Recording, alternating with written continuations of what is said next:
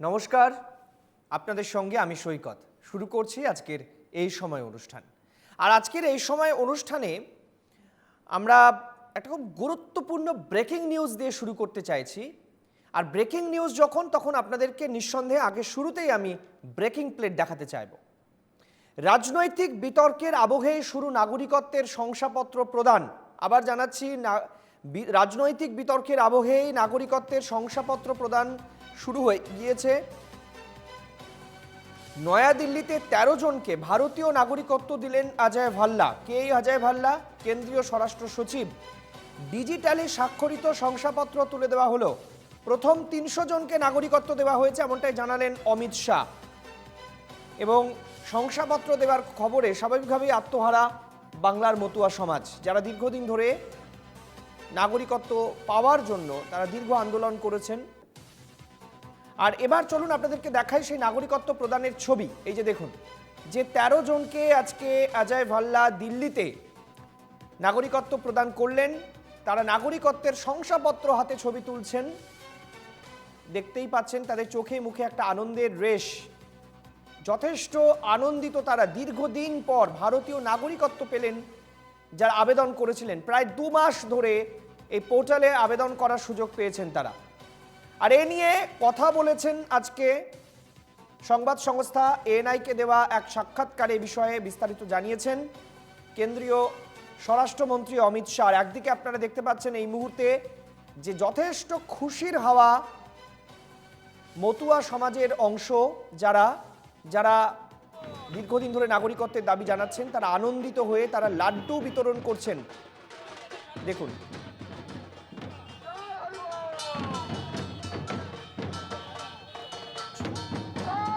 বনগাঁর এই ছবি, রাজ্যের বিভিন্ন প্রান্তে এই ছবি দেখা গিয়েছে। আজকে কি বলেছেন অমিত শাহ, চলুন আপনাদেরকে শোনাই।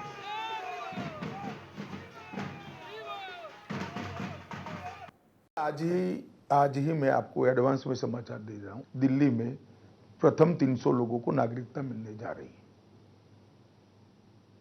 ये देश का कानून है स्मिता जी, और इसको इस तरह से झुठलाया नहीं जा सकता।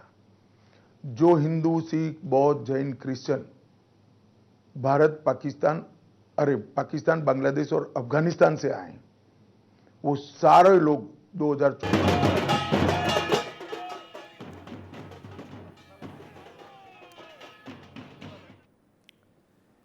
নাগরিকত্বের এই প্রশাসনিক পদক্ষেপ যখন চলছে, তখন বাংলায় নাগরিকত্ব করতে দেবেন না বলে সাফ জানালেন মমতা বন্দ্যোপাধ্যায়।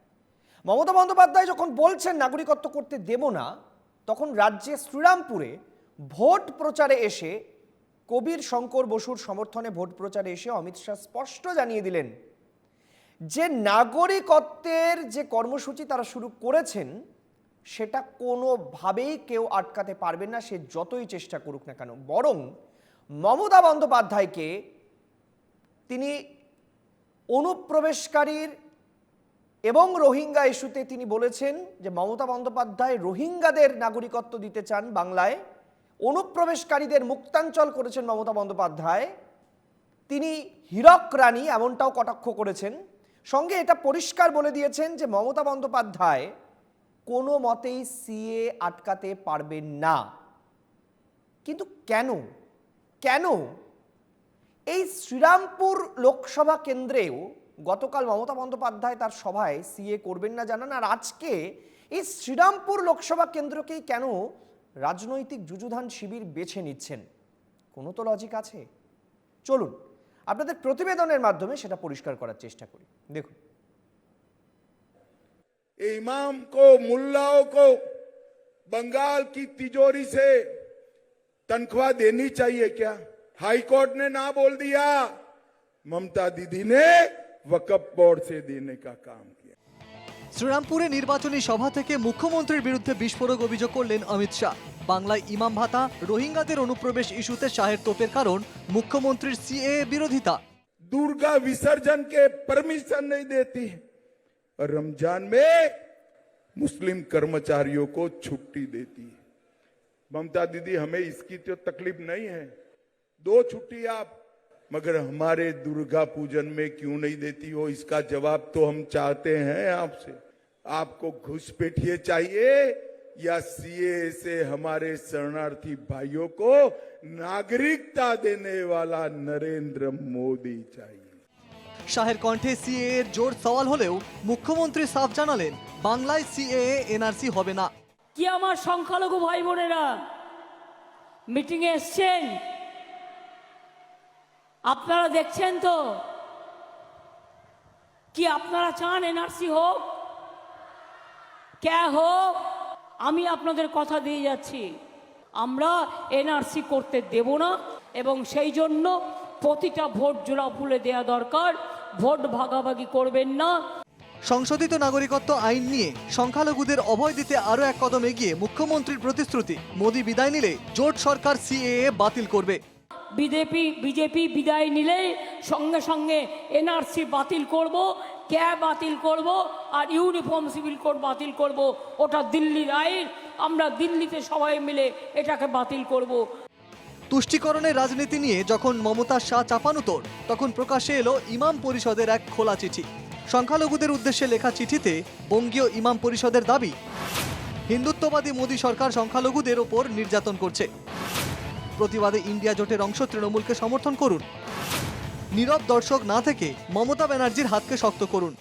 এটা আমরা একটা সিদ্ধান্ত করে নিয়েছি যে বিজেপি দল সাম্প্রদায়িক দল, সন্ত্রাসী দল, ভীত সন্ত্রস্ত করছে মানুষদের, বিভিন্ন জাতির মানুষদের উপর অত্যাচার চালাচ্ছে। আমরা সেই জন্য আমাদের রাজ্যে আমরা টিএমসি কে সমর্থন জানিয়েছি। এই চিঠি নিয়ে মমতাকে তুলোধনা বিরোধীদের। তবে কেন চতুর্থ দফা ভোটের আগে এই চিঠি সামনে আসে? চতুর্থ দফায় মুর্শিদাবাদ, মালদায় কম বেশি 60 থেকে 70% সংখ্যালঘু ভোটার ছিল, আর পঞ্চম দফায় ব্যারাকপুর, হাওড়া, শ্রীরামপুর, হুগলি, উলুবেড়িয়া ও আরামবাগে একটা বড় ফ্যাক্টর সংখ্যালঘু ভোট। আরামবাগ লোকসভায় 16% সংখ্যালঘু ভোট, উলুবেড়িয়াতে 28% সংখ্যালঘু ভোট, হুগলিতে 15%, শ্রীরামপুরে 20% সংখ্যালঘু ভোট, হাওড়ায় 22%, ব্যারাকপুরে 17% এবং বনগাঁয় 17% সংখ্যালঘু ভোট। অর্থাৎ অঙ্কের হিসেবে পঞ্চম দফায় সবচেয়ে বেশি সংখ্যালঘু ফ্যাক্টর রয়েছে উলুবেড়িয়া, শ্রীরামপুর ও হাওড়ায়। ফলে পঞ্চম দফার 7 আসনে ভোট প্রচারে যুযুধান দুই শিবিরের মধ্যে সিএএ ও অনুপ্রবেশকারী তরজা। Bureau report, NKTV Bangla. আমি পরিচয় পর্বে আসি। আমাদের সঙ্গে যারা রয়েছেন আজকের এই আলোচনায়, আমাদের সঙ্গে রয়েছেন সিপিএম নেতা সৌরাশিস চক্রবর্তী, আপনাকে স্বাগত।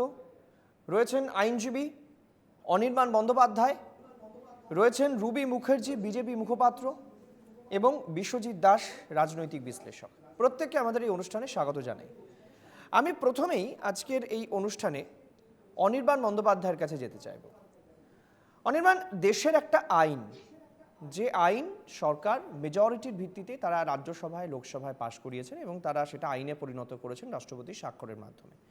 2 মাস ধরে তাতে অনলাইন পোর্টালে আবেদন করা হয়েছে এবং তৃণমূলের পক্ষ থেকে সর্বশেষ যা দাবি করা হচ্ছে যে নিঃশর্ত যদি নাগরিকত্ব দেওয়া হয় তাহলে তৃণমূল কংগ্রেস সিএর বিরোধিতা করবে না।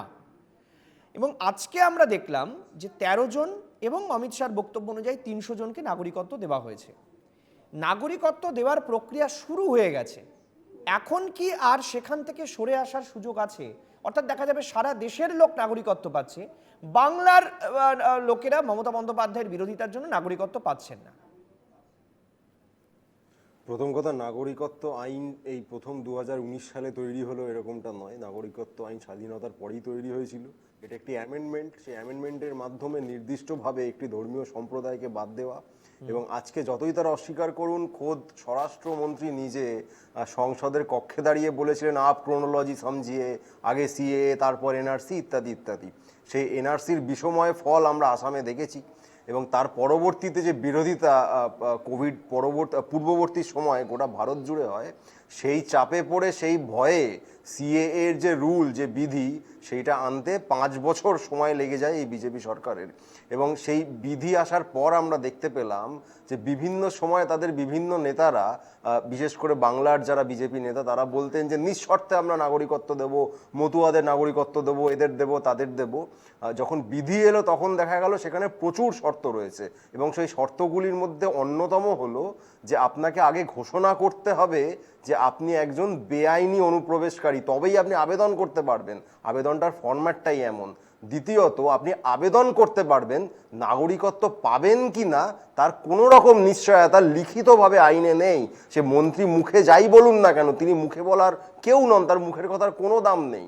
যদি এরকমটা হতো যে আপনি আবেদন করলেই পাবেন, তাহলে সেটা আইনে বা বিধিতে লেখা থাকতো। সেটা কোথাও এক বর্ণ লেখা নেই, শুধুমাত্র লেখা যে আপনি আবেদন করতে পারবেন, সংশ্লিষ্ট কর্তৃপক্ষ সেটা যাচাই করে দেখবেন, যদি বাতিল করেন বা না করেন কি করেন সেই নিয়ে কিচ্ছু লেখা নেই। সেইখানেই প্রথম আপত্তির জায়গা যে মতুয়াদের, আমি নির্দিষ্টভাবে উদাহরণ ধরে বলছি, শান্তনু ঠাকুর যখন বলছিলেন, একাধিক সাক্ষাৎকারে তিনি বলেছেন আমি বলছি কোনো কাগজ লাগবে না, তিনি সর্বৈব মিথ্যা কথা বলছেন। কারণ বিধিতে লেখা আছে 10টা 12টা 13টা করে কলাম রয়েছে যে কি কি আপনার ডকুমেন্ট জমা করতে হবে। এবং আবেদন করার প্রশ্নে যখন তাকে জিজ্ঞাসা করা হয় আপনি করবেন আবেদন, তিনি বলেছিলেন হ্যাঁ আমি করে দেখিয়ে দেবো। আজ অবধি করেননি। কেন করেননি উনিও জানেন, কারণ আপনাকে এফিডেভিট দিয়ে বলতে হবে যে আমি এদেশের নাগরিক নই ভাই, আমি বেআইনিভাবে ঢুকেছি, এবার আপনি যা আবেদন আমি করলাম আপনি একটু ভেবে দেখুন দেবেন কি না। এই আবেদন কেন করবে লোকে? যারা ইতিমধ্যেই ভোটার কার্ড রয়েছে, আধার কার্ড রয়েছে, যাবতীয় ডকুমেন্ট রয়েছে, যারা ভোট দিয়ে শান্তনু ঠাকুরের মতো লোককে নির্বাচন করেছেন, এই বিজেপি সরকার বিভিন্ন সরকারকে ভোট দিয়েছেন, তারা কেন নতুন করে আবেদন করতে যাবেন? সেই জায়গাতেই যে ফাঁদ বিজেপি পেতেছে, তার থেকে আমরা বলছি মানুষ সাবধান হন। এবং ইন্ডিয়া জোট যখন সরকার গড়বে, এই সংবিধান বিরোধী এবং নির্দিষ্টভাবে একটি ধর্মীয় সম্প্রদায়কে নিশানা করছে যে আইন, তাকে বাতিল করা হবে। এবং মতুয়া সম্প্রদায়ের নাম করে যারা ভোট চেয়েছিলেন 2019 সালে, আজকে তারা বুঝতে পারছেন যে কোন ফাঁদে পড়েছেন। কারণ যারা মতুয়া সমাজের মানুষজন তারা মোটেই বোকা নন, তারা আইনটি ভালো করে দেখেছেন, বিধিটাও ভালো করে পড়ে দেখেছেন। এবং এখনো পর্যন্ত কজন আবেদন করেছেন সেটা বিজেপি সরকার মুখ ফুটে আর বলছে না, কারণ তারা জানে নামমাত্র কয়েকজন বাদে কেউ আবেদন করেনি। আমি রুবিদি আপনার কাছে আসব। মমতা বন্দ্যোপাধ্যায়ের বক্তব্যটা যদি আমরা মন দিয়ে শুনি, তাহলে উনি পরিষ্কার বলছেন কি সংখ্যালঘু ভাই বোনেরা আপনারা সভায় এসছেন তো, আচ্ছা আপনারা কি চান নাগরিকত্বের সংশোধনী আইন আপনারা করতে? উনি বলেছেন আমি নাগরিকত্ব হতে সিএ বাংলায় লাগু হতে দেব না। তারপরেই উনি কথাটা বলছেন আমি আপনাদের কথা দিচ্ছি যে মোদী সরকার বিদায় নিলে, জোট সরকার ক্ষমতায় এলে সিএ বাতিল করে দেব। এবং তিনি বলছেন সেই কারণেই প্রতিটা ভোট তৃণমূলে আসা প্রয়োজন। অর্থাৎ এটা এক কথায় যদি দাঁড়ানো যায়, সংখ্যালঘুরা সিএর ইস্যুটাকে সামনে রেখে তৃণমূলকে ভোট দাও, পরিষ্কার হিসেব। আর অন্যদিকে যে ছবিটা আমরা একটু আগে দেখালাম, বঙ্গীয় ইমাম পরিষদ, তারা বলছেন মোদি ফ্যাসিস্ট, মোদির সরকার ফ্যাসিস্ট, তাই মোদিকে ভোট না দিয়ে সিএর বিরোধিতার কারণে আপনারা মমতা বন্দ্যোপাধ্যায়ের রাজনৈতিক হাতকে শক্তিশালী করুন। এইটাকে আপনি কিভাবে দেখছেন? Mamata Bandyopadhyay is an habitual liar. উনি তো মিথ্যে কথা বলতে অভ্যস্ত। সিএতে কোথাও বলা নেই আমরা যারা ভারতীয় এবং মুসলিমরাও যারা ভারতীয় তাদের ভারতীয়ত্ব বাতিল করা হবে, এরকম কোথাও লেখা নেই। এটা ভারতীয়ত্ব দেবার আইন। আর মুসলমান বাদে বাকি সমস্ত ধর্মকে দেয়া হবে এই কারণেই ভারত ভাগ হয়েছিল ধর্মের ভিত্তিতে। তো ধর্মের ভিত্তিতে ভাগ হওয়ার পরে পাকিস্তান হয়ে গেল মুসলমান পাকিস্তান, বা পূর্ব পাকিস্তান বর্তমানে বাংলাদেশ, তারাও মুসলমান কান্ট্রি, আফগানিস্তানেও মুসলিম কান্ট্রি।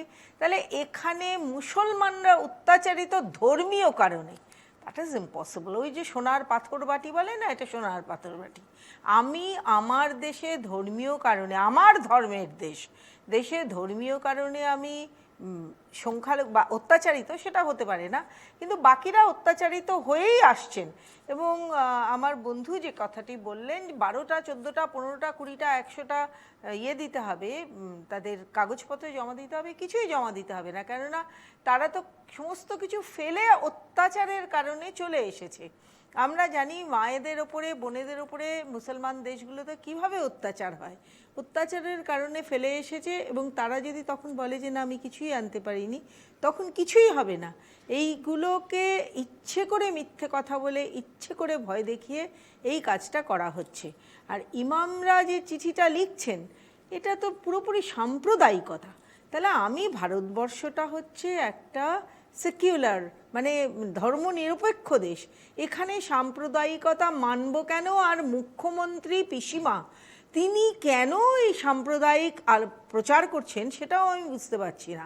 ইমাম ভাতা দিচ্ছেন, ইমাম ভাতাটা সম্পূর্ণভাবে ভারতীয় সংবিধানের পরিপন্থী। না, আমি এখানে একটা জিনিস, এখানে একটা বিষয় ফ্যাক্টর যেটা খুব ইম্পর্টেন্ট। মমতা বন্দ্যোপাধ্যায় ইমামদের ওয়াকফ বোর্ডের মাধ্যমে ইমাম ভাতা দিচ্ছেন। কে বলছেন? অমিত শাহ। ইমামরা চিঠি লিখছেন সংখ্যালঘু সম্প্রদায়ের উদ্দেশ্যে, খোলা চিঠি, বলছেন সবাই মমতা বন্দ্যোপাধ্যায়কে ভোট দাও, বিজেপি ফ্যাসিস্ট। সেটাই তো বলছি, আমি সেটাই বলছি। এই যে ইমাম ভাতাটা, ইমাম ভাতা হচ্ছে সম্পূর্ণ ভারতীয় সংবিধানের 14, 15, 25, 26 এই আর্টিকেলগুলোর পরিপন্থী, এবং হাইকোর্টও বলেছে ইমাম ভাতা বেআইনি। তৎসত্ত্বেও পিসিমা ইমাম ভাতা দিয়ে যাচ্ছে, তার কারণ উনি অনির্বাণ কিছু বলতে চাইছেন। স্পেশাল ধর্মকে উনি ইয়ে করছেন, তোল্লা দিচ্ছেন, একেবারে খারাপ বাংলায় বলতে গেলে। এই একটা সম্প্রদায়কে না, এখানে কিন্তু ইমামদের যে চিঠি, সেই চিঠিতে পরিষ্কার লেখা হয়েছে হিন্দুত্ববাদী মোদী সরকার সংখ্যালঘুদের উপর নির্যাতন করছে, মানে আড়াআড়ি হিন্দু মুসলমান বিভাজনের কথা সামনে আসছে। আমার বক্তব্যটা হচ্ছে অন্য জায়গায়। আমার বক্তব্যটা হচ্ছে যে ইমামরা বলছেন আমরা মমতা বন্দ্যোপাধ্যায়ের সরকারে সুরক্ষিত। আর কেন সুরক্ষিত? কারণ মোদী সরকার হচ্ছে হিন্দুত্ববাদী সরকার। আমি হিন্দু মুসলমানের ভাগে যেতে চাইছি না। আমার বক্তব্যটা হচ্ছে একটা সরকার তার নিজের টাকা ওয়াকফ বোর্ডের মাধ্যমে তারা ইমাম সম্প্রদায়কে বা ইমামদেরকে তারা ভাতা দিচ্ছেন। এটা ঠিক যে পুরোহিতদেরকেও ভাতা দেওয়া হচ্ছে। আবার এটাও প্রশ্ন আছে যে পুরোহিতদের ভাতা, ইমামদের ভাতা দুটোর পরিমাণ আলাদা, এবং পুরোহিতদের অনেক পরে চালু করা হয়েছে, এটা আলাদা বিষয়। কিন্তু আমি অনির্বাণ একটা জিনিস কিছুতেই বুঝতে পারছি না, মানে এটা আমার বোঝার ক্ষেত্রে বারবার সামনে আসছে, কোন সম্প্রদায় তারা সরাসরি এভাবে খোলা চিঠি লিখে রাজনৈতিক দলকে আবেদন জানাতে পারে? দেখুন, প্রথমে বিজেপি মুখপাত্র বললেন যে কোনো ডকুমেন্ট লাগবে না। সমস্যাটা হচ্ছে উনি মুখ্যমন্ত্রীকে মিথ্যাবাদী বললেন। যে কেউ একবার যদি একটু টাইপ করে দেখেন, যেটা ভারত সরকার নিজে যে পোর্টাল চালু করেছেন এই সিএতে আবেদন করার জন্য, সেখানে কি কি ডকুমেন্ট লাগবে সেখানে একটা লম্বা তালিকা দেওয়াই আছে। অর্থাৎ মিথ্যাবাদীটা হয় অমিত শাহ, আর না হলে মিথ্যাবাদীরা এখানে যিনি বিজেপি প্রতিনিধি তিনি বসে আছেন। কোথাও অপশনাল শব্দটা লেখা নেই দিদি ভাই, যদি কোথাও লেখা থাকে আপনি দেখিয়ে দিন কোথায় অপশনাল কথাটা আছে। আমি তো এখানে আনিনি, ওনাদের বলুন, আপনি নেটে খুলুন না, পেয়ে নেট খুললেই অপশনাল শব্দটা কোথাও নেই, সেখানে লম্বা তালিকা আছে। যাই হোক, এবং দ্বিতীয়ত হচ্ছে বিশাল অত্যাচার ইত্যাদি নিয়ে প্রচন্ড চিন্তিত নিশ্চয়ই। 2014 সালের 31শে ডিসেম্বরে অত্যাচারটা শেষ হয়ে যাবে, তো তারপরে তো নিশ্চয়ই তারা এলিজিবল নন, তাহলে অত্যাচারটা কোথায় যাবে? এইটা যে একটা ফাঁদ, এখানেই স্পষ্ট তারা নিজেরাই নিজেদের জালে ফেঁসে গেছেন। বিজেপি যা যা বলছে যে বিভিন্ন দেশে এই অত্যাচার সেই অত্যাচার, সেই অত্যাচার কি 2014 31শে ডিসেম্বরে বন্ধ? তারপর থেকে আর কোনোদিন কোথাও হচ্ছে না, নাকি আর কোনোদিন হবে না সেটা তারা গ্যারান্টি দিচ্ছেন? তারপরে যদি কেউ আসতে চান তখন তাদের ক্ষেত্রে কি হবে? অতএব এক্ষেত্রে বিজেপি নাগরিকত্বের প্রশ্নে যে ধোঁয়াশারা সৃষ্টি করছে, যে গাজরটা ঝোলাচ্ছে, তার সরাসরি প্রভাব শুধুমাত্র কোনো একটি ধর্মীয় সম্প্রদায়ের ওপর পড়ছে না, এটা বহু লক্ষ কোটি মানুষের ওপর পড়ছে। তার একটি বাস্তব উদাহরণ আমরা আসামে দেখেছিলাম, যে ডিটেনশন ক্যাম্প, ডি ভোটার। আমি আপনার সময় ডিস্টার্ব করি, আপনি যদি এই প্রেসিডেন্সটা সেট করেন বাকি প্রোগ্রাম জুড়ে এটা চলবে, বাকি প্রোগ্রাম জুড়ে কিন্তু আমি আপনাকে বলতে দেবো না, আমি কিন্তু বাকি প্রোগ্রাম জুড়ে আপনাকে বলতে দেবো না। আমি ভেবে দেখুন সেটা ভালো হবে কিনা, আপনি ভেবে দেখুন সেটা ভালো হবে কিনা। এবার এনআরসি চেষ্টা করতে পারেন, আপনি যদি ডিস্টার্ব করেন আমি আপনাকে ডিস্টার্ব করব, মোটেই ভালো লাগবে না। কিন্তু সেটা বলতে দিন আমাকে, ভালো কথা। তাহলে দেখুন এরপর কি হয়। এবং বাকিটা কোনো সংগঠন কাউকে চিঠি লিখে আবেদন জানাবে কিনা সেটা একান্তই তাদের ব্যাপার। আপনারা এখানে শুধুমাত্র ইমাম পরিষদের চিঠি দেখাচ্ছেন, একাধিক রাজনৈতিক সংগঠন, একাধিক গণসংগঠন, একাধিক সামাজিক সংগঠন পর্যন্ত তারা বিজেপিকে হারানোর ডাক দিয়ে সভা সমাবেশ করছে। তাদের মধ্যে অনেকে সরাসরি তৃণমূলকে বা অন্য কোনো রাজ্যে যারা শক্তিশালী বিজেপির বিরুদ্ধে তাদেরকে ভোট দেওয়ার আবেদন জানাচ্ছে। এটাতে নতুনত্ব কিচ্ছু নেই। যার মনে হবে যাকে পারবেন ভোট দেবেন। যারা বিজেপির বিরুদ্ধে আবেদন জানাতে চান চিঠি লিখে আবেদন করবেন, সভা সমিতি করে আবেদন করবেন, তাতে স্বাধীনতা রয়েছে, এটা নিয়ে কোনো সমস্যা নেই। আমি সৌরাশিসের কাছে আসতে চাইবো। আচ্ছা, অনুষ্ঠানে যোগ দিয়েছেন বিশ্বজিৎ দাস, রাজনৈতিক বিশ্লেষক, অধ্যাপক। বিশ্বজিৎ, আপনাকে স্বাগত অনুষ্ঠানে। আমি সৌরাশিসের কাছে যেতে চাইবো। সৌরাশিস, আমি একটা জিনিস তোমার কাছ থেকে জানতে চাইবো, যে দেখো দিনের শেষে আফটার অল গোটা বিষয়টা ভোট রাজনীতির অঙ্ক। মানে এমন কোনো কাজ তৃণমূল করবে না যাতে তাদের ভোট কমে যায়, বিজেপিও এমন তাদের কাজ করবে না যে তাদের ভোট কমে যায়। দুটো রাজনৈতিক দলে খুব স্পেসিফিকভাবে তাদের এজেন্ডা সার্ভ করছে। কি এজেন্ডা, কোন সংগঠন, কোন সম্প্রদায়, আমি সেটা বলছি না, এটা মানুষ ঠিক করবেন কি বিষয়। কিন্তু এটা সত্যি, এটা সাধারণ সত্যি, একজন লবণ জ্ঞান থাকলে এটা বোঝা যায় যে দুটো রাজনৈতিক দলই তাদের এজেন্ডা সার্ভ করছে। এখন আমার একটা জিনিস এখানে বুঝতে অসুবিধে নেই, যেখানে আমি পরিসংখ্যান দিয়ে আমি একটু গ্রাফিক্সটা প্লে করতে বলবো, যে যেখানে আরামবাগ লোকসভা কেন্দ্রে সংখ্যালঘু ভোট 16%, উলুবেড়িয়ায় 28%, হুগলিতে 15, শ্রীরামপুরে 20, হাওড়ায় 22, ব্যারাকপুরে 17, বনগাঁয় 17।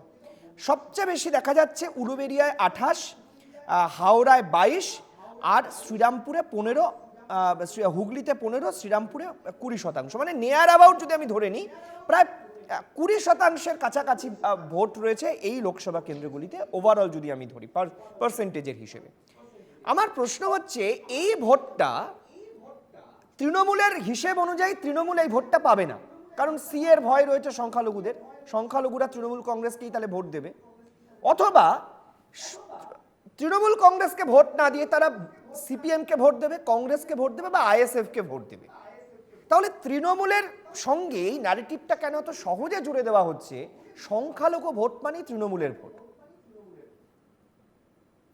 একটা জিনিস ভুলে গেলে হবে না, আজকে মমতা ব্যানার্জি মঞ্চে ওঠার পর যে কথা বললেন এনআরসি চালু করার, এনআরসি বন্ধ হওয়ার কথা, এনআরসি তিনি ক্ষমতায় আসলেন এনআরসি বাতিল করবেন, একসময় সেটা বললে হবে না। একসময় তিনি যখন লোকসভার সাংসদ ছিলেন, সংসদের অভ্যন্তরে এই এনআরসি চালু করার দাবি নিয়ে সেই মমতা ব্যানার্জি সংসদে কাগজ ছুঁড়ে মেরেছিলেন। আমরা ভুলে গেলে চলবে না, বর্তমানে পশ্চিমবঙ্গে এই তৃণমূল এবং বিজেপি রাজনীতির সুষ্ঠু পরিবেশটাকে বন্ধ করে দিয়ে ভোট ব্যাংকের এক রাজনীতির পরিসরে প্রতিদিন দাঁড়িয়ে নিয়ে যাওয়া হচ্ছে। যেখানে বাংলার মানুষের স্বার্থ নেই, সেখানে শুধু আছে নিজেদের পকেট লোটার জায়গা।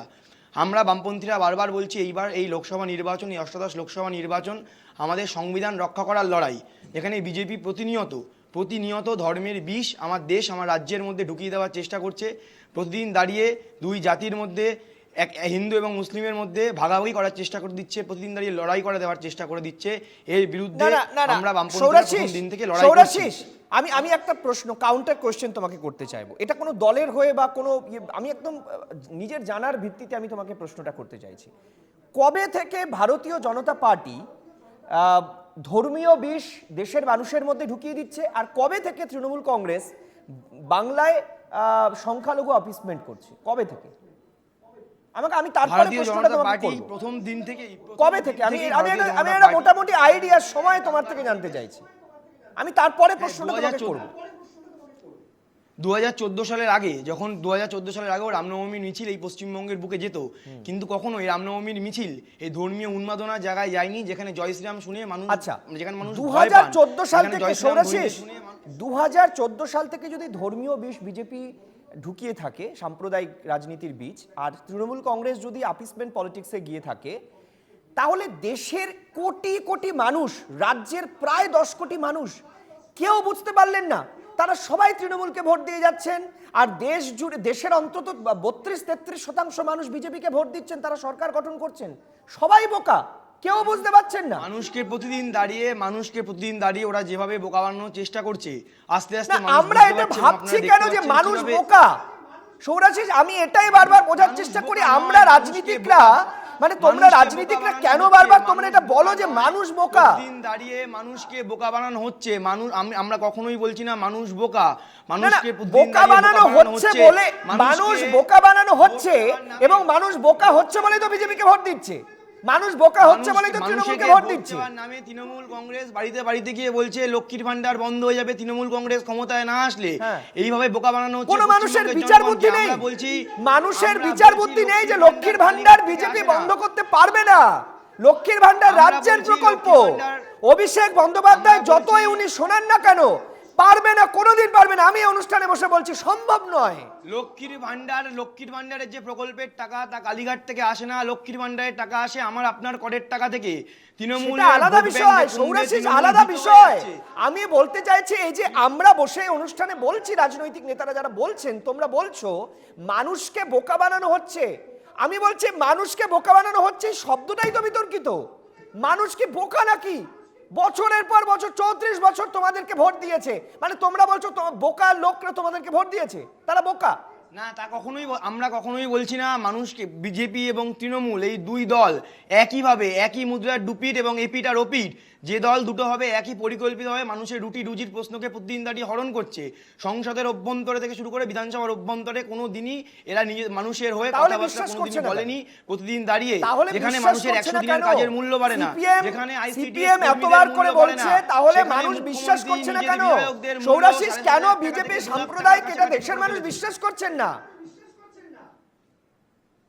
দেশের মানুষকে ওই প্রথমেই তো আমি কথাটা বললাম, যখন থেকে বিজেপি এবং তৃণমূল প্রতিনিয়ত দাঁড়িয়ে মানুষের কাছে ভোট লুটার জন্য, মানুষের কাছ থেকে ভোট চাওয়ার নাম করে প্রতিদিন দাঁড়িয়ে তাদের মধ্যে ধর্মীয় বিষ ঢুকিয়ে দিচ্ছে। মুসলিম ভাইদের কাছে বলছে মুসলিম খাতরে মেয়ে, হিন্দু ভাইদের কাছে কি বলছে আমি একটা উত্তর দিচ্ছি, দেখো তো এই উত্তরটা তোমার মনোপুত হয় কিনা। ধর্মের নামে মোহ এসে যারে ধরে, অন্ধ সেজন মারে আর শুধু মরে। আমি কোনো রাজনৈতিক দলের উদ্দেশ্যে কথাটা বলছি না। ধর্মের নামে মোহ এসে যারে ধরে, অন্ধ সেজন মারে আর শুধু মরে। এবার আমি মোহময়ী হব কিনা, আমার মধ্যে মোহ আসবে কিনা, সেই ক্ষেত্রে কিন্তু বোকা হওয়ার বিষয় থাকে না। অর্থাৎ আমি মোহর জালে আবদ্ধ হয়ে গেলাম কিনা, আমি যা দেখছি সেটা সঠিক দেখছি কিনা, আমি যা বুঝছি সেটা সঠিক বুঝতে পারছি কিনা, সেই সিদ্ধান্ত নেওয়ার ক্ষমতা হারিয়ে যায়। আসলে অনেক মিথ্যের মধ্যে না, তুমি যদি রোজ কোনো বিষয়কে রোজ মিথ্যে বলতে শুরু করো, রোজ মিথ্যের ব্যাসাতি বলতে শুরু করো, তখন মানুষ এই মিথ্যেটাকে সত্যি মানতে শুরু করে। আমার মনে হয় তুমি এটাই বলতে চাইছিলে। আমি বিশ্বজিৎদার কাছে একটু আসতে চাইবো। বিশ্বজিৎদার কাছে, বিশ্বজিৎদা, আমরা অনেকক্ষণ ধরে এই সিএ, এনআরসি ইত্যাদি নিয়ে আলোচনা করছি। আমি একটা প্রসঙ্গ আপনার থেকে জানতে চাইছি, একদম জানার জায়গা থেকে, যে আমি খুব পরিষ্কার বুঝতে পারছি রাজ্যে খুব কম হলেও 35% সংখ্যালঘু ভোট রয়েছে। আচ্ছা, অমিত শাহ তো এত কাঁচা রাজনীতিবিদ নন, তাকে কৌটিল্য ইত্যাদি ইত্যাদি তকমা দেওয়া হয়। তিনি জানেন যে বাংলায় যদি আমি সিএ এর কথা বলি ভোটের সময়, বিশেষ করে ভোটের প্রচারে এসে, তাহলে 35%-এর অন্তত 30% লোক আমাকে ভোট দেবে না। আর একটা কেন্দ্রে যদি 30% নির্ণায়ক ফ্যাক্টর হয়ে অন্য রাজনৈতিক দলগুলিকে ভোট দেয়, তাহলে আমি গোহারা হারব। এটা জানা বোঝার পরেও শুধুমাত্র মতুয়াদের মন রক্ষার জন্য কেন অমিত শাহ এই সিএ, এনআরসি ইত্যাদি ইত্যাদি কথা রোজ ঢাক বাজিয়ে যাচ্ছেন? এই অঙ্কটা আমি কিছুতেই মেলাতে পারি না, কেন? সৈকত, অঙ্কটা খুব সোজা। তার কারণ হচ্ছে যে তুমি একটা রাজ্যের কথা বলছো, অমিত শাহ যখন বলছেন সারা ভারতবর্ষের প্রেক্ষাপটে বলছেন। তুমি দেখবে সিএ এর ক্ষেত্রে একটা ধর্মের মানুষকে বাদ দেওয়া হয়েছে। সেটা তো শুধু পশ্চিমবঙ্গের কথা ভেবে হয়নি, পশ্চিমবঙ্গের মতুয়া ভোটের কথা ভেবে হয়নি। এজেন্ডাটা পরিষ্কার। ভারতীয় জনতা পার্টি ক্ষমতায় আসার পর থেকে তারা ভারতবর্ষের সংবিধানটাকে পাল্টে দিতে চাইছে। ভারতবর্ষের সংবিধানে যে ধর্মনিরপেক্ষতার আদর্শ ছিল, এখন অনেকে বলে থাকেন 1976 সাল পর্যন্ত ধর্মনিরপেক্ষতা শব্দটা কেন আসেনি, কিন্তু তাই বলে 1976 থেকে 2024 ভারতবর্ষের বহুত্ববাদী ভারতবর্ষের ধর্মনিরপেক্ষতা তার অহংকার, সেখানে একটা নির্দিষ্ট ধর্মকে বাদ দেওয়া হবে কেন? এবং যে যুক্তিগুলো দেখানো হচ্ছে সেটা সঠিক নয়। এবার আসি ভোটের অঙ্কে।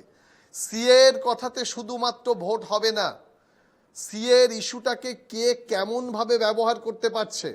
কারণ সিএ বললেই অমিত শাহজি নিজে এসে বলেছিলেন ক্রোনোলজি সমঝে, অর্থাৎ সিএ এর পরেই এনআরসির প্রসঙ্গ চলে আসে।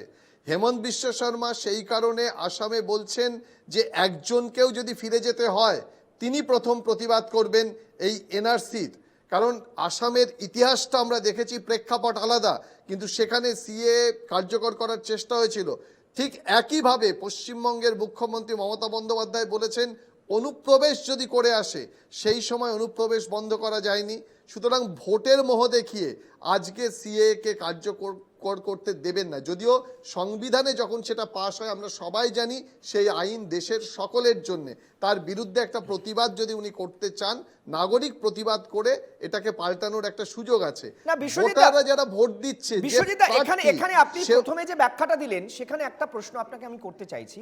তার মানে আপনার বক্তব্য অনুযায়ী আমি এটা ধরে নিতে পারি যে সিএ এর কথা বলাতে বাংলায় বিজেপির আসন ভালো হবে না, এটা জেনে বুঝেও বাংলায় সিএ এর কথা বিজেপি বলছে? না সৈকত, একটা ভুল হচ্ছে আমাদের, শুধু বাংলার কথা বলছে না, কিন্তু বাংলায় সিএ এর মাধ্যমে নাগরিকত্ব দেবে কাদের, সেটা হচ্ছে মতুয়াদের। মতুয়া 4টে কেন্দ্রে ডিসিসিভ ফ্যাক্টর, অর্থাৎ 4টে লোকসভা কেন্দ্র পশ্চিমবঙ্গে গুরুত্বপূর্ণ, যেখানে তারা বলছে যে 42, 35, 30 বারবার সংখ্যা বদলাচ্ছে। 18টা ছিল 2019-এ, সেই 18টা থেকে যদি 4টে কেন্দ্র সে বাড়াতে পারে বা ধরে রাখতে পারে, না, বিশ্বজিৎ, সেখানে তার 4টে লোকসভার কেন্দ্রের হিসাবটা জন্য আলাদা। 25টা কেন্দ্রকে সে একেবারে উত্তাল করে দিচ্ছে। 25টা কেন্দ্রে তো তার প্রভাব 4টে নেই, কেন্দ্রের সৈকত। জন্য বাকি 25টা কেন্দ্রকে সে রিস্ক ফ্যাক্টরে ফেলে দিচ্ছে। একদম এক্সপেক্টার নয়, কারণ 25টা কেন্দ্রে সিএ বিজেপির ক্ষেত্রে কোনো ইস্যু হবে না। আমরা দেখেছি এর আগের দফার ভোটগুলোর ক্ষেত্রে, তুমি দেখেছো যখন কেন্দ্রীয় নেতৃত্ব এসছেন তারা সিএ এর কথা বলেননি, তারা বলেছিলেন সন্দেশখালী, বলেছিলেন সারা দেশে সন্দেশখালী ঝড় উঠবে, অন্য কোনো প্রসঙ্গ ছিল না। এবং আজকে এই দফায় এসে চতুর্থ পঞ্চম, তুমি ভেবে দেখো সীমান্তবর্তী অঞ্চলগুলো দিয়ে যখন আসছেন, সেই এলাকায় যখন ভোট হচ্ছে, তখন সিএ এর প্রসঙ্গ আসছে। সিএ এর প্রসঙ্গ ভোটের আগে আসে, এ কথা আমরা দেখেছি। ভোটের পরে কিন্তু সিএ নিয়ে আলোচনা হয় না। তাহলে 5 বছর লাগতো না তার যে নিয়মগুলো, আইনগুলো কার্যকর করার জন্য। বেশ, খুব গুরুত্বপূর্ণ কথা বললেন যে কোন জায়গাগুলো, দেখুন সিএর কথা সবচেয়ে বেশি করে কোথা থেকে আসছে, মুর্শিদাবাদ, মালদা, মানে চতুর্থ দফার অংশগুলো ভাবুন, যেখানে 70% পর্যন্ত সংখ্যালঘু ভোটার। আবার এই যে একটু আগে হিসেব দিলাম, প্রায় 20 থেকে 25% সংখ্যালঘু ভোটার, সেইখানে কিন্তু হঠাৎ করে সিএর কথা আসছে। খুব ইন্টারেস্টিং, কিন্তু এটা অঙ্কের মতো, একদম পাটিগণিত বীজগণিতের অঙ্কের মতো। আমরা আলোচনায় থাকছি, একটা ছোট্ট বিরতির পর আসছি, প্রত্যেকের কাছে সঙ্গে থাকবেন।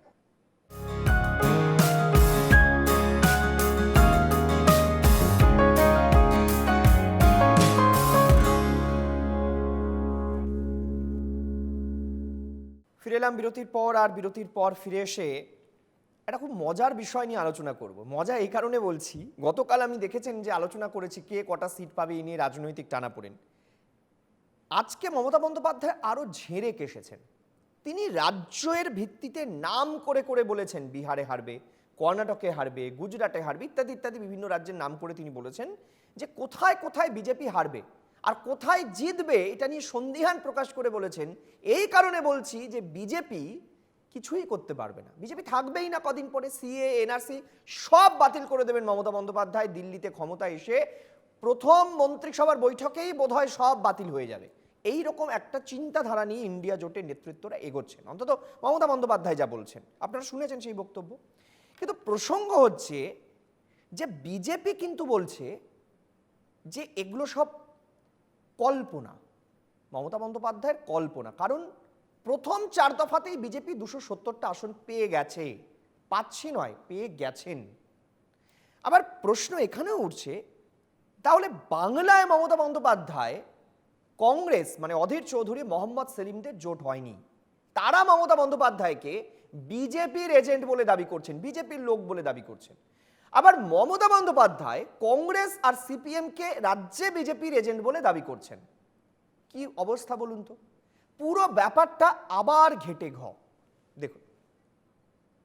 এখনো পর্যন্ত যা মোটামুটি এসছে, 3rd 4th পেজ হয়ে গেছে, তাতে 195 থেকে 200-র মধ্যে বিজেপি বড় জোর হলে থাকতে পারে, আর ইন্ডিয়া জোট পাবে 295 থেকে 315। বিজেপি নেতৃত্বাধীন এনডিএ জোট 200 অতিক্রম করবে না, আর ইন্ডিয়া জোট 315টি আসন পাবে। পঞ্চম দফা ভোটের আগে মঙ্গলবার ভবিষ্যৎবাণী করে তোলপাড় ফেলে দিয়েছেন মমতা বন্দ্যোপাধ্যায়। বুধবারও মমতার মুখে শোনা গেল কোন রাজ্যে বিজেপির পরাজয় নিশ্চিত।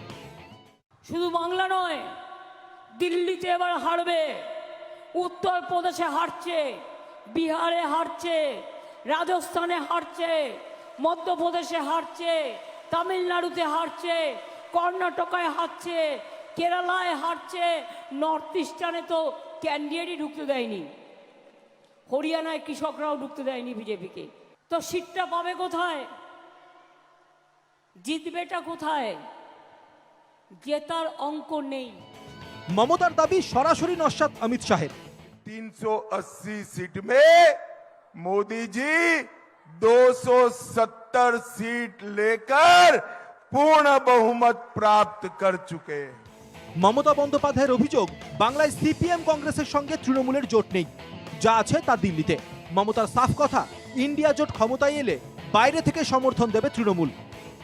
ইন্ডিয়া জোট, এখানকার বাংলা সিপিএম কংগ্রেসকে ধরবেন না, ও দুটো আমাদের সাথে নেই, ও দুটো বিজেপির সাথে আছে।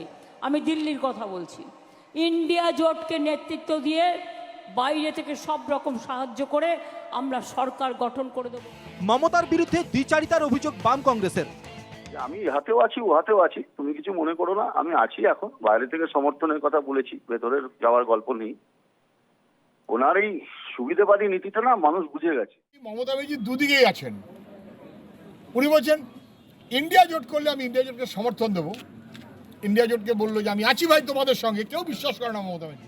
কেন্দ্রীয় ক্ষমতায় কে আসবে তা জানা যাবে 4 জুন। তবে মমতার বাইরে থেকে সমর্থনের বার্তায় কি কংগ্রেসের সঙ্গে মতানৈক্যের ইঙ্গিত স্পষ্ট? প্রশ্ন রাজনৈতিক মহলের। Bureau report, NKTV Bangla. এই বিশ্বাসযোগ্যতা নিয়ে যখন কথা হয় তখন অনেকেই বলেন যে মুলায়ম সিং যাদবকে বিশ্বাস করা যায় না, উনি কখন ডিগবাজি খান কিছু বোঝা যায় না। আবার অনেকে বলেন যে নীতিশ কুমারকে অনেকে বিশ্বাস করা যায় না, নীতিশ কুমার এই এনডিএতে আছেন, এই ইউপিএতে আছেন, এই ইন্ডিয়াতে আছেন, এই ইউপিএতে আছেন। এবার মমতা বন্দ্যোপাধ্যায়ের গায়ে সেই তকমা, তাকে কেউ বিশ্বাস করে না। মোহাম্মদ সেলিমরা বলছেন, আর সুজন চক্রবর্তীরা বলছেন। আমি প্রথমেই একটু সৌরাশিসের কাছে চলে যেতে চাইবো। সৌরাশিস, আমি এই জায়গাটা খুব স্পষ্টভাবে বোঝার চেষ্টা করছি যে মমতা বন্দ্যোপাধ্যায় যদি ইন্ডিয়া জোট ক্ষমতায় আসে, 315, তুমি বাদ দাও 315 দরকার নেই, মানে 272, 273টা ধরো সিট পেল, 273টা সিট পেলে সরকার গঠন করলে মমতা বন্দ্যোপাধ্যায় বাইরে থেকে সমর্থন দেবেন। আচ্ছা, আমি জানতে চাই যে মমতা বন্দ্যোপাধ্যায় বাইরে থেকে কেন সমর্থন দেবেন? মমতা বন্দ্যোপাধ্যায় তো ইন্ডিয়া জোট তৈরি করেছেন, তাহলে উনি বাইরে থেকে সমর্থন দেবেন কেন? উনি কেন ভেতরে থেকে সমর্থন দেবেন না? কেন সরকারের অংশ হবেন না? কে মমতা ব্যানার্জি ইন্ডিয়া জোট তৈরি করেছে? মমতা ব্যানার্জি নিজেরই কোনো জায়গা নেই ইন্ডিয়া জোটে। যে মমতা ব্যানার্জিকে বাংলার মানুষ সহ দেশের মানুষ, দেশের কোনো রাজনৈতিক দল কোনো অর্থেই বিশ্বাস করেছেন না মমতা ব্যানার্জিকে।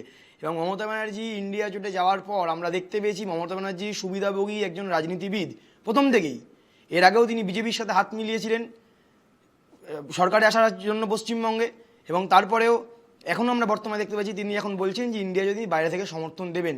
কারণ আমরা মনে করছি মমতা ব্যানার্জি এই ইন্ডিয়া জোটে ঢুকে তিনি বিজেপির একজন ফ্যাক্টর হয়ে, বিজেপির একজন দালাল হয়ে এই ইন্ডিয়া জোটে ঢোকার চেষ্টা করেছেন, এবং তাই জন্যই তিনি এখন বুঝতে পারছেন কোন মাঝামাঝি নৌকায় দাঁড়িয়ে আছেন, কোন নৌকায় পা দেবেন তিনি সেটা বুঝতে পারছেন না। এবং মমতা এই 2 নৌকায় পা দেওয়ার মাঝখানে মমতা ব্যানার্জি গঙ্গায় এভাবেই তলিয়ে যাবেন, এই বিশ্বাস আমরা রাখছি।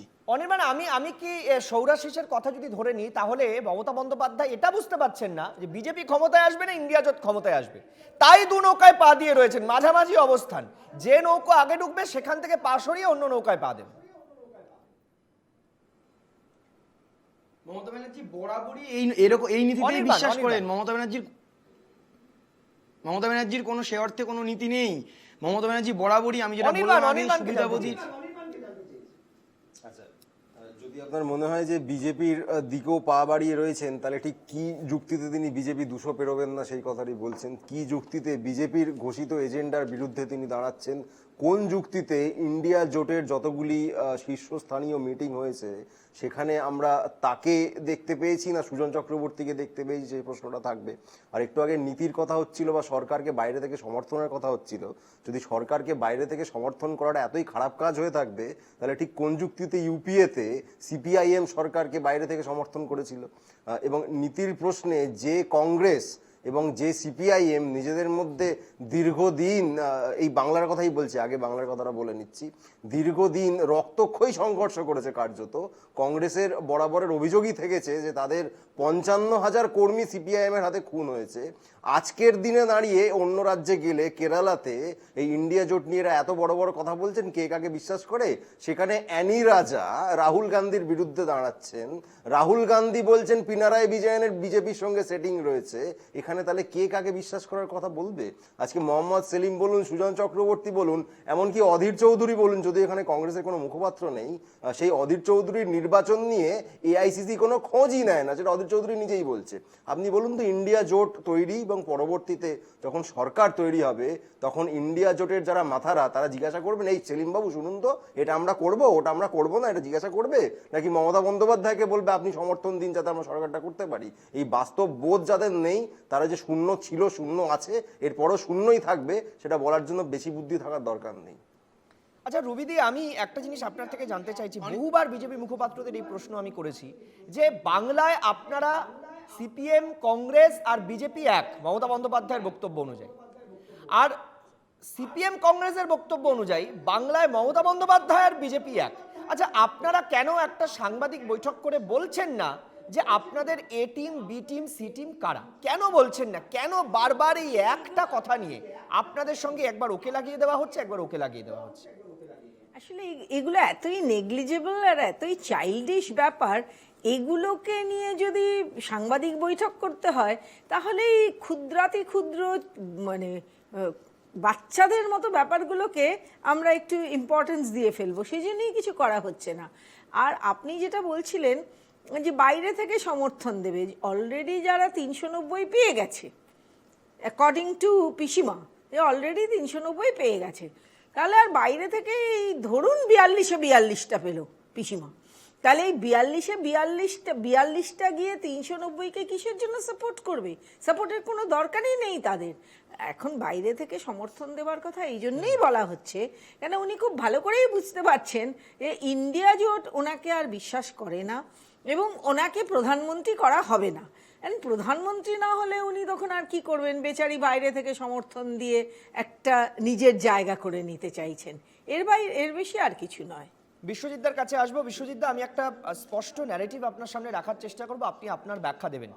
আমি একদম স্পষ্ট অঙ্কের ভিত্তিতে আসি। মমতা বন্দ্যোপাধ্যায় 42টা আসনে প্রার্থী দিয়েছেন, আসাম আর অন্য রাজ্য মিলিয়ে আরও 5টি, মানে টোটাল 47টা সিটে তৃণমূল কংগ্রেস প্রার্থী দিয়েছে। যদি সর্বোচ্চ সিটও তৃণমূল কংগ্রেস পায় তাহলে 47। আর তারপরে যে রাজনৈতিক দল ইন্ডিয়া জোটে রয়েছে যারা সবচেয়ে বেশি প্রার্থী দিয়েছে, প্রায় 300-র কাছাকাছি, আমি যদি ভুল না বলি, সেটা কংগ্রেস। অর্থাৎ যদি সবচেয়ে বেশি সিট পাওয়ার সম্ভাবনা থাকে তাহলে কংগ্রেস, তারপরে সিপিএম, তারপরে যদি আসে তাহলে সেটা অবশ্যই মমতা বন্দ্যোপাধ্যায়। অর্থাৎ কংগ্রেসের সঙ্গে দিল্লিতে এই মুহূর্তে যা সম্পর্ক, তাতে তৃণমূল কংগ্রেসের সঙ্গে সম্পর্ক মোটেই ভালো অবস্থায় নেই, অম্লমধুর সম্পর্ক। ফলে মমতা বন্দ্যোপাধ্যায় জানেন যে যদি কংগ্রেস নির্ণায়ক শক্তিতে থাকে, ইন্ডিয়া জোট যদি ক্ষমতায় আসে, তাহলে সেখানে মমতা বন্দ্যোপাধ্যায় খুব সুবিধাজনক জায়গায় থাকবেন এমনটা নয়। সেইটা বুঝতে পেরেই কি মমতা বন্দ্যোপাধ্যায় এখন থেকেই বাইরে থেকে সমর্থনের কথা বলছেন? দেখো, খুব অদ্ভুত একটা ইকুয়েশনের কথা তুমি তুললে এবং সম্পর্কটা বলে দিলে অম্ল মধুর। সত্যিই তাই, কারণ বিজেপি যে জোটের ভাবনা চিন্তা নির্বাচনের আগে থেকে শুরু হয়েছে, সেখানে ডিসিসিভ ফ্যাক্টর বা সবচেয়ে বড় দল যে 300-র কাছাকাছি প্রার্থী দিতে পারে সেটা হচ্ছে কংগ্রেস। কিন্তু কংগ্রেস অনেক রাজ্যে বিজেপিকে আটকাতে পারেনি। বিজেপি জোট হলে কোন দলগুলো বিজেপিকে আটকেছে আমরা দেখেছি। আপ আটকেছে, তৃণমূল কংগ্রেস আটকেছে, অর্থাৎ আঞ্চলিক দলগুলো ভারতীয় জনতা পার্টিকে আটকে দিয়েছে। মানে 5 রাজ্যের ভোটেই সেটা প্রমাণিত হয়েছে।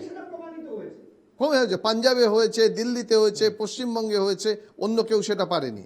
এবং তুমি যে ইকুয়েশনের কথা বলছো, সেখানে কংগ্রেস যদি জোট তৈরি করে তাহলে মিউচুয়াল রেসপেক্ট ছাড়া, আঞ্চলিক দলগুলোর সম্মান ছাড়া সে কখনোই করতে পারবে না। সেক্ষেত্রে সমঝোতা, বোঝাপড়া কংগ্রেসের সঙ্গে তৃণমূল কংগ্রেস এবং আপের, এটা মাথায় রাখতে হবে। এবং অন্যান্য আঞ্চলিক দল আরও আছে, তাদেরও একটা ডিসিসিভ ফ্যাক্টর থাকবে। এবার বলি, সারা ভারতবর্ষের ইকুয়েশনে প্রথম দল হচ্ছে বিজেপি, তারপরে যদি কোনো দল থাকে, তুমি বামপন্থীদের বা সিপিআইএম এর কথা বললে, সিপিএম এর কথা বললে, কিন্তু সিপিএম শেষ নির্বাচনে কতগুলো আসন পেয়েছে বলো?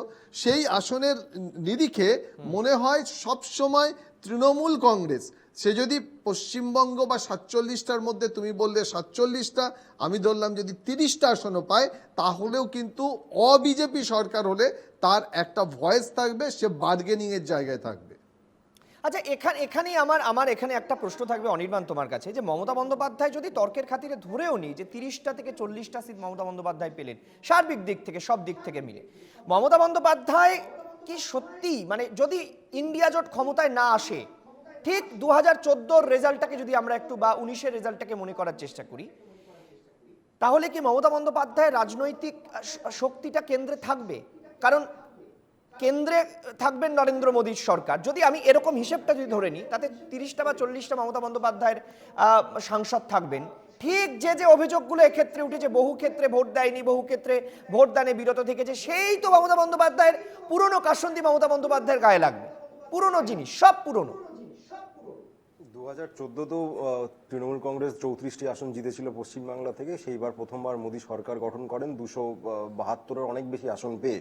2019-এ আসন সংখ্যা তৃণমূলের কিছু কমলেও সেবারেও নরেন্দ্র মোদীরা 303-এর বেশি আসন পেয়ে সরকার গঠন করে। যদি তার আপনারা যেটা বলার চেষ্টা করছেন যে তৃণমূলের যে তাদের সঙ্গে একটুখানি বোঝাপড়া কিনে চলারই যদি ব্যাপার হয়ে থাকতো তখনই চলতে পারতেন, সেটা চলার কোনো যুক্তি, রাজনৈতিক যুক্তিও নেই, মতাদর্শগত জায়গা থেকে আমি ছেড়েই দিলাম। স্রেফ কৌশলের জায়গাতেও যদি যাই, একটি রাজনৈতিক দল যারা পশ্চিমবঙ্গের রাজ্যের ক্ষমতায় রয়েছে তারা কোন যুক্তিতে বিজেপির সঙ্গে হাত মেলাতে যাবে? তাদের 30টা সাংসদ হোক, 40টা সাংসদ হোক, যে কটাই হোক। আজকে ইন্ডিয়া জোটের আপনি বলছিলেন যে কংগ্রেস না না না, এখানে একটা বিতর্ক আছে অনির্বাণ, এখানে একটা বিতর্ক আছে। কেন্দ্রের সঙ্গে ভালো সম্পর্ক রেখে চললে রাজ্যের লাভ, আমরা সবাই জানি, এক কথায় স্বীকার করি। যদি কেন্দ্র রাজ্যের সঙ্গে ভালো সম্পর্ক রেখে চলে তবেই সহাবস্থান, পারস্পরিক সহাবস্থান। কিন্তু প্রসঙ্গ হচ্ছে কেন্দ্রের সঙ্গে রাজ্যের এই যে ঠোকাঠুকি সম্পর্ক, এতে তো রাজ্যের ক্ষতি হচ্ছে। এবং 2024-এও যদি একই জিনিস হয় তখন তো রাজ্যের মানুষ এটাই দেখবেন যে কেন্দ্রের সঙ্গে ঠোকাঠুকিতে আসলে রাজ্যের লস। প্রথম কথা, এই যে ভালো সম্পর্ক খারাপ সম্পর্ক এগুলো আমরা বলি বটে, কিন্তু সংবিধানে এরকম ভালো খারাপের কোনো সম্পর্ক নেই। সেখানে ইউনিয়নের যা কর্তব্য পালন করার কথা ইউনিয়ন সরকারের, সেটা তাকে করতে হবে। সে রাজ্যে তার বিরোধী দলের সরকার থাকুক বা না থাকুক, রাজ্যের সরকারকেও সেটা করতে হবে। সেটা আইন মোতাবেক, সংবিধান মোতাবেক যার যেটা করার সেটা করতে হবে। সেটা এই বর্তমান বিজেপি সরকার চেষ্টা করছে রাজ্যের সরকারগুলিকে কর্পোরেশন বানিয়ে দেওয়ার। তারা ন্যূনতম যে দায়বদ্ধতা একটা ইউনিয়ন সরকারের থাকার কথা সংবিধান অনুযায়ী, এদিকে তো অমিত শাহ, নরেন্দ্র মোদী পরিষ্কার বলে পরিষ্কার বলছেন যে আমরা ভোটে 30টা আসন জিতলে সব জেলে চলে যাবে। বেশ, তারা 30টি আসন জেতার সঙ্গে যে জেলে চলে যাওয়ার হুমকি বা উল্টো করে ঝুলিয়ে দেওয়ার হুমকি, এটাই হচ্ছে একটি ফ্যাসিস্ট দল, ফ্যাসিস্ট সরকারের কিছু কিছু অসাধারণ লক্ষণ। একজন স্বরাষ্ট্রমন্ত্রী বলছেন উল্টো করে ঝুলিয়ে দেবো। আরে ভাই, আপনি কে? এই উল্টো করে ঝোলানো হয়েছিল মুসলিনিকে। তারা যাকে পুজো করতেন, তাদের আরএসএস এর যারা আইডিওলগস, যে মুসলিনিকে পুজো করতেন, তাকে উল্টো করে ঝোলানো হয়েছিল। আমি তাকে একটু খেয়াল করিয়ে দিলাম। একটি সংবিধান সম্মত গণতন্ত্রে একটি নির্বাচিত মন্ত্রী বলছেন যে আমি উল্টো করে ঝুলিয়ে দেবো, এর থেকে বড় লজ্জা আর কিছু হয় না। এবং 30টি আসন পেলে তিনি রাজ্যের সরকার ফেলে দেবেন, সরাসরি হুমকি দিচ্ছেন। খুব ভালো কথা, 30টি আসন পেলে তবে তো ফেলে দেবেন। কিভাবে ফেলবেন বলতে পারছেন না, জেলে পাঠিয়ে দেবেন। উনি জেলে পাঠানোর যে দায়িত্ব নিয়ে রেখেছেন, এটাই বারবার বলা হচ্ছে যে সিবিআই বা ইডি বা আইটি বা এনআইএ এরা কেউ নিজেদের মতো আইন মোতাবেক কাজ করে না। বিজেপির নেতা, সেখানে অমিত শাহ হোক, নরেন্দ্র মোদী হোক, তারা বলে দেন এটা করতে হবে, তারা করে। তিনি নিজেই সেটা প্রমাণ করে দিচ্ছেন। যে মুহূর্তে অজিত পাওয়ার বা শুভেন্দু অধিকারীরা বিজেপিতে চলে যান, তদন্ত বন্ধ হয়ে যায়। যে অভিযোগ বিরোধীরা করছেন, তিনি নিজেই সেটা প্রমাণ করে দিচ্ছেন। নতুন করে আমাদের বলার কিছু নেই। রুবি ম্যাডাম, তৃণমূলের বিরুদ্ধে বিজেপির স্লোগান বারবার দেখেছি, আপনাদের অফিসিয়াল হ্যান্ডেলেও আমরা দেখতাম, তৃণমূলের সবাই চোর। আর অমিত শাহ, নরেন্দ্র মোদী বলছেন যারা চোর সবাইকে জেলে যেতে হবে। মানে গোটা তৃণমূলটা জেলে চলে যাবে। তৃণমূলটা যে গোটা মন্ত্রিসভা যে জেলে যাবে, এই ভয়টা তো তৃণমূলের নিজেরই আছে। না হলে সুপ্রিম কোর্টে দাঁড়িয়ে তৃণমূলের আইনজীবী একথা বলতেন না যে এদের একটা রক্ষা কবচ দেওয়া হোক, না হলে ইলেকশনের আগে দেখা যাবে পুরো মন্ত্রিসভাটাই ক্যাবিনেট জেলে চলে যাচ্ছে। তার মানে ভয় তো তাদেরই আছে। আর অনির্বাণকে আমি একটু মনে করিয়ে দিতে চাই, উল্টা লটকাকে সিধা কর দেঙ্গে, এটা কিন্তু উনি একবারও সাধারণ মানুষের জন্য বলেননি। যারা ক্রিমিনাল, যারা অন্যায়কারী, যারা দুষ্কৃতী, তাদের বিরুদ্ধে বলেছেন। আর এটা তো স্বাভাবিক। তাহলে কি অনির্বাণরা এটাই চায় যে সমস্ত অন্যায়কারী, সমস্ত চোর প্রত্যেককে সাপোর্ট দেবে? সেটাই তো তৃণমূল চায়। নাহলে যদি কেউ অপরাধী হয় তাকে সাজা দেবে আদালত। কোন রাজনৈতিক নেতা পরিষ্কার বলতে পারেন উল্টো করে ঝুলিয়ে দেবো? ওই তো রবি ঠাকুরের ছবিটা তো উল্টো করে দিয়েছিলেন, রবি ঠাকুরের ছবিটা উল্টো করে ঝুলিয়ে দিয়েছিলেন। এটাই তো আপনাদের উল্টো করে বাংলা বিরোধী দল, তাদের হয়ে আপনি মুখপাত্রগিরি করছেন। এবং যখনই এত বড় বাংলা বিরোধী দলের আপনি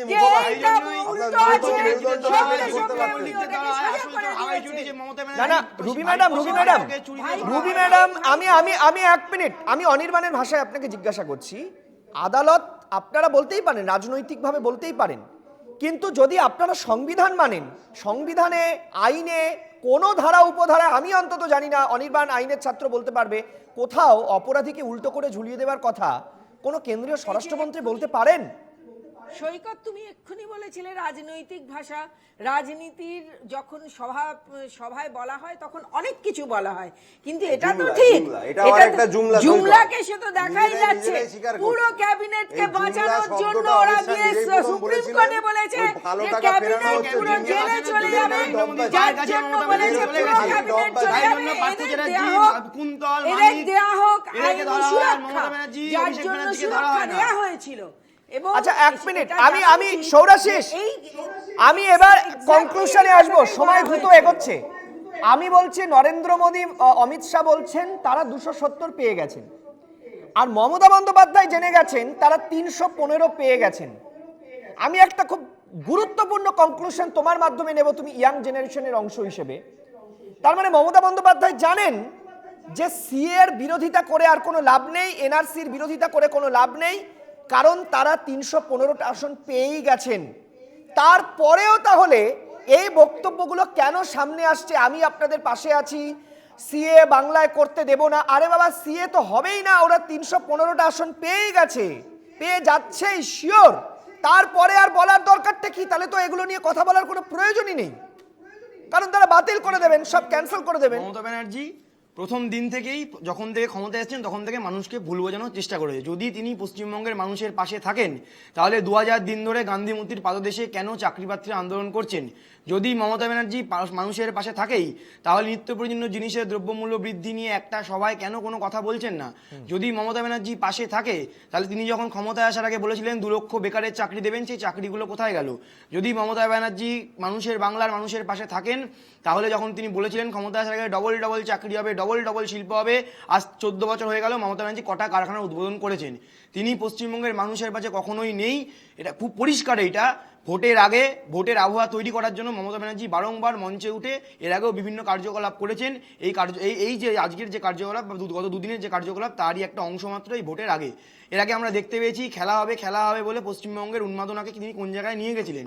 মানুষকে প্রতিনিয়ত মমতা ব্যানার্জি এই একটা আবহাওয়া তৈরি করতে বরাবরই তৃণমূলের দলের যারা নেতৃত্ব, তৃণমূলের দলের যারা কর্মী, তারা বারংবারই চেয়েছেন। যেমন কুণাল ঘোষ কিছুদিন আগে, আমরা রাজনৈতিক পরিমণ্ডলটাই পশ্চিমবঙ্গের চেঞ্জ করে দিতে চাইছি মমতা ব্যানার্জির সরকার। কোনোদিনই তারা বাংলার মানুষের কোনোভাবেই পাশে ছিল না। বেশ, আজকে আর সময় নেই, আজকে অনুষ্ঠান আমরা এখানেই শেষ করব। অনেক ধন্যবাদ সৌরশীষ চক্রবর্তী, অনির্বাণ ব্যানার্জি, রুবি মুখার্জি এবং বিশ্বজিৎ দাস, প্রত্যেককে আপনাদের মূল্যবান সময় আমাদের অনুষ্ঠানে ভাগ করে দেওয়ার জন্য অসংখ্য ধন্যবাদ।